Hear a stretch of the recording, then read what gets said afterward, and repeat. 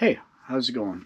So what kind of wood is Diggler going to play with today? Well, actually, I'm not going to be playing with wood today. I am going to be showing you how I make my board wax for my cutting boards, charcuterie boards, soap savers, toaster tongs, wooden spoons, anything that you need to be in contact with food.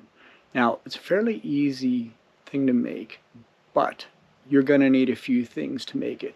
And I'll give you a little bit of a list here. So you're going to need something to put it in. Now, for the stuff that I finish cutting boards with here at home, I'll put them in these glass jars. I picked these up from Walmart years and years ago. When they're empty, I just reuse them. The other thing you can use is 4-ounce or 2-ounce tins. Now, the recipe that I'm going to be making today will fill exactly 24 4-ounce tins. So that's a really good thing to know. The other thing you're going to need is you're going to need some beeswax. You're going to need some mineral oil. And for my recipe, you're going to need some carnauba wax. You're going to need something to pour the wax into either the jars or the tins when you're done. I just use just measuring cups. I picked these up from the dollar store, $1.25, cheap. You're going to want to have that. The other thing that is kind of sitting at the bottom of my thing that I melted in is a measuring cup. Fairly important to have one of these because you're going to need to know the quantity of mineral oil that goes into the mix. Same thing, you can pick these up from the dollar store, cheap. You're going to need a kitchen scale. These, Amazon, 20 bucks, pretty cheap. You can get one, or maybe even Walmart for that matter. And then something else you're going to need is a crock pot. I picked mine up from Walmart. It was like 20 bucks. You probably could find one at a secondhand store, but for 20 bucks, I'd probably buy a new one. Now here's a pro tip for you. Buy one from Walmart. Don't use your wife's. It'll end badly if you do. A couple of the reasons why is you'll never get the wax out of the bottom of it. So you definitely don't want to use your wife's crock pot, because remember this old saying, happy wife, happy life. If you use her crock pot, you might be in the doghouse for a while. So mine is a little different because I add a little bit of carnauba wax in there, and that makes the mixture a little bit stiffer per se.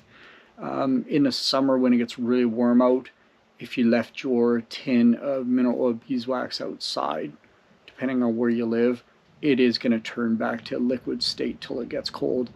The mineral oil beeswax with a little bit of carnauba takes a bit longer. It has a little bit of a higher temperature, you could say, before it turns to liquid. I've found it also makes it that when you apply it, it's not so liquidy. It's more of a hard finish, you could say, on it, and it does look the same. It looks fantastic. So give it a try. Give it a try. The other thing I also found is a lot of people in a lot of the groups, especially on Facebook, that's the first thing that they ask. What do I need to finish my cutting boards with? And there is a huge debate on ratios. The ratio that I'm going to show you today, I found to be like perfect. Try it out. You'll see what I mean. So let's get busy. So here you're going to see me adding in 2 ounces of carnauba wax. Now keep in mind, this is a weight ounce and not a fluid ounce. The next thing I'm going to add is going to be the beeswax. Now in my mix, I like to add 8 ounces of beeswax. By the way, do me a favor, if you haven't subscribed to my channel or watched or liked any of my other videos, please do. It would definitely help me out a lot.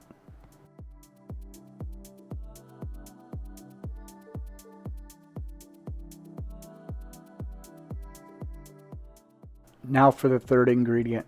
And here it's also really important that you have a measuring cup that has milliliters on it or equivalent. If you can figure out what it would take in another type of measurement, that's great. But I add 1.5 liters of mineral oil into the mix. And here it is sitting in the crock pot. Now, something to keep in mind, while it's in the crock pot, even on high, it does take a while. Like I'm talking hours, 2 to 3 hours roughly would be a good guess. But your shop will actually smell amazing.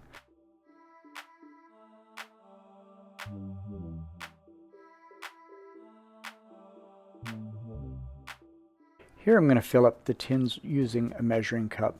Now the measurement is not that important, but rule of thumb, when you're pouring it in, it is roughly at the bottom of the threads.